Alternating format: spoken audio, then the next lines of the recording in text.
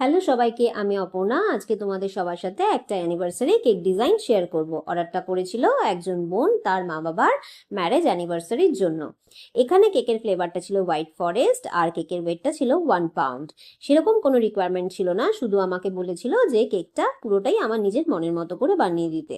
তো সেই হিসেবেই আমি কেকটা পুরোটাই ডিজাইনটা আমি নিজের মনের মতো করে বানিয়েছিলাম। কেকের ভিতরে প্রত্যেকটা লেয়ারে ছিল চেরি ক্র্যাশ, আর ছিল হোয়াইট চকলেটের গানাশ, আর প্রচুর পরিমাণে ছিল হোয়াইট চকো চিপস। আর কেকের বাইরের দিকে যে ডেকোরেশনের জন্য রোজগুলো করেছিলাম সেগুলো আমি হুইপড ক্রিম দিয়ে বানিয়েছিলাম। আর এর মধ্যে অ্যাড করেছিলাম কিছু গোল্ডেন ফক্স বল, আর্টিফিশিয়াল লিপস আর কিছু স্প্রিঙ্কেল। আর একদম লাস্টে কিছু বাটারফ্লাই ওর মধ্যে অ্যাড করেছিলাম, যেগুলো কিন্তু সবকটাই ছিল আর্টিফিশিয়াল।